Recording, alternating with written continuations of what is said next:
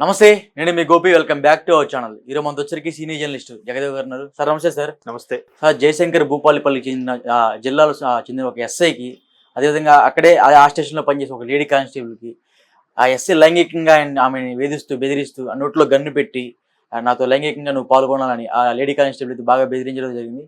So already ఆమెతో లైంగికంగా అయితే ఆయన కలిశారు. సో ఈ మెల్లి అక్కడ ఉన్న ఎస్పీ గారికి అయితే చెప్పింది ఇట్లా అటాక్ జరిగింది, ఇట్లా జరిగిందని. సో అంటే ప్రజలను రక్షించే పోలీసులే ఇట్లా అసభ్యకరంగా వాళ్ళు ఇంత గొడవ జరుగుతున్నప్పుడు ప్రజల్ని ఏ విధంగా రక్షిస్తారంటారు? ఇవి అన్ని చోట్ల ఉన్నవండి. ఆఫీసుల్లోనూ చాలా దగ్గరలో కూడా ప్రతి దగ్గర కూడా ఉన్నాయి. అయితే ఇప్పుడు దీన్ని భూతద్దంలో ఎందుకు చూడాల్సి వస్తుందంటే, మీరు అన్నట్టు కంచె చేను మేస్తే ఏంటి పరిస్థితి? కంచె కట్టారు, ఆ చేను అంతా కాపాడుకోవచ్చు. ఆ కంచె చేను తినేసింది అనుకోండి, మట్లా పంట ఎప్పుడు చేతికి వస్తుంది? సో అట్లాగా కాపాడాల్సిన వాళ్ళే ఇట్లాంటి విషయాలకి పాల్పడితే చాలా దారుణమైన సంఘటన. అండ్ మోర్ ఓవర్ ఇప్పటికీ కొంతమంది ఆ సుపీరియర్స్ మధ్యనో లేదంటే తోటి సీనియర్ కొలీగ్స్ మధ్యనో నలిగిపోయిన దాఖలాలు చాలా ఉన్నాయి. గతంలో కూడా చాలా వచ్చాయి. వచ్చినప్పటికీ కూడా వాళ్ళు ధైర్యం చేసి బయటికి రాలేకపోవడము, కొన్ని బలహీన కారణాల వల్ల లొంగిపోవడము, లేదంటే వాళ్ళకున్న కమిట్మెంట్స్కి వాటికి సరేలే ఇంకెందుకు రవస్ చేసుకుంటే రేపొద్దున నాకు చంపేస్తారేమో, నాకు థ్రెటనింగ్ అవుతుందేమో అని భయపడి చాలా సైలెంట్ గుడిపోయిన ఉన్నారు. చాలా కొద్ది మందే ధైర్యం చేసి బయటకు వస్తూ ఉంటారు. అది రావాలి, అందరిలోనూ రావాలి. ఎందుకంటే పరువు పోతుంది, పరువు గిరు ఇవన్నీ జమానా మాటలండి. పరువు పోతుంది, అయ్యో చూస్తే ఏమనుకుంటారు? ఇంత దారుణం జరిగిన తర్వాత ఇంకా పరువు పోవడం ఏంటి? అలాంటి వాడు శిక్ష పడాలి కదా. అయితే ఇక్కడ తెలంగాణ ప్రభుత్వం అంటే రేవంత్ రెడ్డి గారి ప్రభుత్వం తీసుకున్న నిర్ణయం కొన్ని విషయాల్లో హర్షణీయం. అయితే ఏంటంటే ఇప్పుడు ఇది ఎంతవరకు వాస్తవం అనేది కూడా ఒకసారి చర్చించాలి. ఒకటి, ఇవాళ రేపు నిర్భయ ఘటనలు చాలా నిర్భయ ఘటన తరువాత నిర్భయ సంబంధించిన కేసులు ఏవైతే ఉన్నాయో వాటికి చట్టాలు కూడా బలమైన చట్టాలు చేశారు. చేసినప్పుడు కొన్ని సందర్భాల్లో దాన్ని మిస్యూజ్ చేసే వాళ్ళు కూడా ఉన్నారు. దీని మీద కూడా ఒకసారి నేను ఒక ఆర్టికల్ చదివాను. నిర్భయ ఘటనల తర్వాత ఈ విడాకుల కేసులు కూడా ఎక్కువ అవుతున్నాయంట. అంటే మరి దానికి దీనికి ఎలా ముడిపెట్టారు, ఏంటి లింకు అనేది విషయం పక్కన పెడితే ఇట్లా మిస్యూజ్ చేసుకునే కూడా ఉన్నాయి. నిర్ణయం తీసుకునేటప్పుడు 1-2 సార్లు నిర్ణయం తీసుకోవడం మంచిది. మన చట్టాల్లో కూడా ఎలా ఉంటుందంటే మ్యాక్సిమం బెయిల్ ఇవ్వడము, వాయిదాలు తీసుకోవడానికి కారణం అదే. నిజంగా ఆ ఎస్ఐ తప్పు చేశారా లేదా? తప్పు చేస్తే డిస్మిస్సే కరెక్ట్. ఎందుకంటే అలాంటి కఠినమైన చట్టాలు రావాలి కూడా.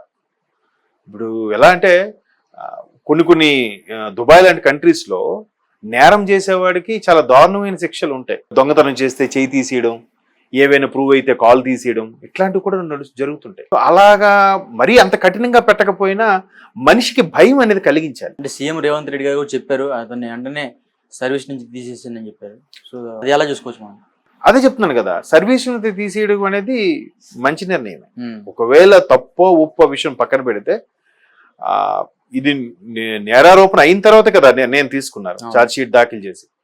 అప్పుడు అటువంటి నిర్ణయం తప్పులేదు, అదే కరెక్ట్. సస్పెండ్ చేసి ఒక 3 నెలలు దాచి మళ్ళీ వస్తే మళ్ళీ ఈ కసితో చెలరైపోవడం. ఇప్పుడు కరప్షన్స్ కూడా జరుగుతున్నాయి. మొన్న హెచ్ఎండిఏ అధికారి ఒకడు 220 ఎకరాలకి భూస్వామి ఏంటండి ఆయన, ఒక 6-7 విల్లాలంట, అన్ని ఎకరాల భూమి, డబ్బు, బంగారం ఎక్కడిది, ఎలా సాధ్యం? అటువంటి వాడికి మళ్ళీ ఒక కమిషన్ వేయడం, విచారణ, వాడికి ఎంత సస్పెండ్ అయితే లాభం ఏంటి? మళ్ళీ మామూలే కదా బాబు. ఈసారి వచ్చి ఏం చెప్తారు తెలుసా, మనకు తెలుసు కదా సస్పెండ్ అయ్యాను, దొరికితే రిస్క్, అందుకే ఈసారి 3 లక్షలు ఉంది, ఈసారి 6 లక్షలు చేస్తాడు, రేటు పెంచుతున్నాడు సస్పెండ్ చేస్తే. అది కూడా మనం చూసాం. ఇట్లాంటి సింపుల్ గా విధుల నుంచి తొలగించడమే. ఆడు సంపాదించుకుంది చాలు, కూర్చొని తిన్నా తరగదాడికి, తొలగించడమే. ఇంకోసారి ప్రూవ్ అయితే ఇంకొకసారి ఎవడైనా సరదా కూడా అలా బిహేవ్ చేయాలని ఆడికి ఒక భయం పుట్టాలి. బాబు అమ్మా నువ్వు సింగిల్ గా నువ్వు లోపల మాట్లాడొద్దమ్మా, నువ్వు బయటకు వెళ్ళిపో, ఎవరు ఉన్నప్పుడే రాతల్లి, నువ్వు సింగిల్ గా ఉంటే మళ్ళీ నేనేదో మాట్లాడు, నువ్వు బయటకు వెళ్ళి నేను అనకపోయినా నువ్వు లోపలికి వెళ్ళి నా ఎస్ఐ నన్ను రాత్రి రమ్మంటున్నానని చెప్పావు అనుకో, నాకు నా ఉద్యోగానికి ఎసరు అవుతుంది, నువ్వు లోపలికి రావద్దు వెళ్ళిపో అని అట్లా భయపడాలి. ఏముందిలే మా బావ తాలూకా తోటలుడు మినిస్టరు, ఇంకోడు కమిషనర్ ఇలాగ ఉన్నా అనుకున్న వాళ్ళు కొంతమంది ఉంటారు. అట్లాంటి వాళ్ళకి నడిచిపోతూ ఉంటాయి. అంటే ఒకటి ఎస్పీకి కంప్లైంట్ ఇచ్చిన ఆవిడ దాని మీద సీరియస్గా ఎస్పీ కూడా తీసుకోవడం. ఇంకొంతమంది ఏం చేస్తారు, అమ్మా ఇది అయిపోయింది, ఆయన లైఫ్ ప్రాబ్లం అయిపోతుందమ్మా, ఎందుకు అంటే లేదు సార్ ఇంత ఏం చేసినా కూడా కొంతమంది ఇండస్ట్రీలో ఇలాంటివి జరుగుతుంటాయి అమ్మా, ఫీల్డ్లోనే కామన్, అన్ని పట్టించుకోకూడదు అనేవాళ్ళు కూడా ఉన్నారు. బట్ అక్కడ సదరు ఎస్పీ కూడా సీరియస్ గా యాక్షన్ తీసుకోవడం, అది ప్రభుత్వ పెద్ద వరకు వెళ్ళడం, రేవంత్ రెడ్డి లాంటి వ్యక్తి అసలు పోలీసులు ఇలాంటి పని చేస్తే ఎక్స్క్యూజ్ చేయకూడదు అనడం, అది మంచి నిర్ణయాలే. అయితే ఇది ఒక సామాన్యుడైన ఎస్ఐ కాబట్టి డిస్మిస్ చేశారు. అదే బ్యాక్గ్రౌండ్ ఉన్న ఎస్ఐకి అయితే చేస్తారా? ఏ మినిస్టర్ తాలూకు మేనలడం, ఇంకేదో దానికి బ్యాక్గ్రౌండ్ ఉన్నోడికి అయితే చేస్తారా? ఇప్పుడు అదే కదా అందరు అన్ని దగ్గరలో చర్చ అదే. ఇప్పుడు ఆ మధ్యన శ్రీలక్ష్మి ఆవిడ ఎవరికి చేస్తే ఎన్కౌంటర్ చేశారు, చేస్తే ఓ సూపర్ ఎస్పీ గారు చప్పట్లు కొట్టారు. నిజంగా మహిళా సంఘాలన్నీ కూడా పొగిడేశాయన్ని. మరి ఒకప్పుడు సినీ నటి ప్రత్యూషని చంపారు కదా, అవునా? ఆమెను కూడా పాడు చేసేసి చంపేశారు కదా. మరి ఆమెను పాడు చేసి చంపిన వ్యక్తులు ఏమయ్యారంటే ఈ రోజు కూడా కేసు తేలలేదుగా. అంటే ఏమి తెలియదుగా ఏం జరిగిందో, నిజంగా ఆమె అఘాయిత్యం జరిగిందా లేదంటే మామూలుగా చంపేశారా, ఇవన్నీ తెలియదుగా. వాళ్ళని ఎందుకు వదిలేశారు? మరి అక్కడెందుకు ఈ సిన్సియర్ పోలీస్ ఆఫీసర్లు అక్కడెందుకు ప్రత్యక్షం అవరు అనేది విమర్శకుల ప్రశ్న. మీరు ఈ మధ్యకాలంలో అంటే ఒక 2 ఏళ్ల కిందట అనుకుంటా జనగణమన అని ఒక మలయాళం సినిమా వచ్చింది. అది రీమేక్ తెలుగులో. చాలా అద్భుతంగా ఉంటుంది. ఎంత అద్భుతంగా ఉంటుందంటే ఇదే కాన్సెప్ట్. ఒక మహిళని పాడు చేసి చంపేస్తే ఇంకా ఆ పోలీస్ ఆఫీసర్ ఎవరైతే 9 చంపారో 9 ఎన్కౌంటర్ చేసేస్తాడు. సేమ్ శ్రీలక్ష్మి ఘటనలాగా. ఆయన ఇంకా పోలీసు సూపర్ డూపర్ ఇంద్రుడు చంద్రుడు అని నెక్స్ట్ డే పేపర్లో వస్తాయి.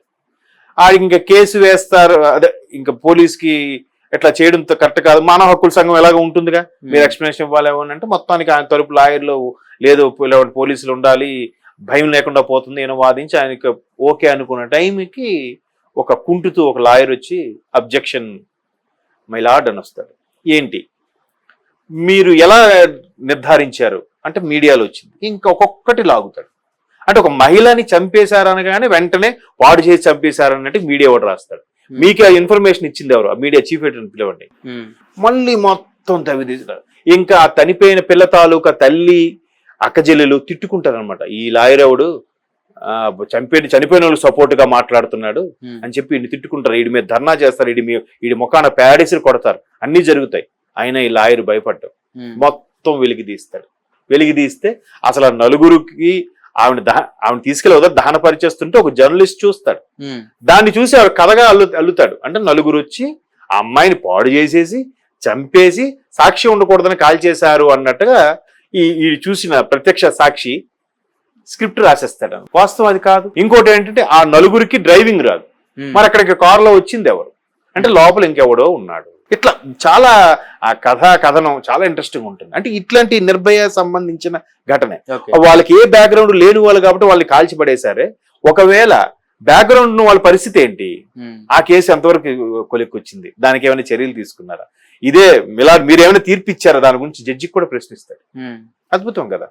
సో ఇట్లాంటివి జరిగినప్పుడు ఇట్లాంటి నిర్ణయాలు తీసుకోవడం కూడా మంచిదే. అయితే ఇక్కడ ప్రాణాపాయం ఏమి లేదు కాబట్టి డిస్మిస్ మంచి నిర్ణయం. ఎందుకంటే రేవంత్ రెడ్డి గారు కొన్ని నిర్ణయాలు, ఇప్పుడు ఆవిడ డిఎస్పీ నల్లి గారు కూడా ఉద్యమం టైంలో మానేస్తే ఆవిడ మళ్ళీ పిలిపించి సీనియర్ సుపీరియర్స్ తో కూర్చొని ఆవిడ ఉద్యమం కోసం మానేసింది, రాజీనామా చేసింది. ఆవిడ ఎలాగైనా అడ్జస్ట్ చేసి మళ్ళీ డిపార్ట్మెంట్లో పెట్టాలి.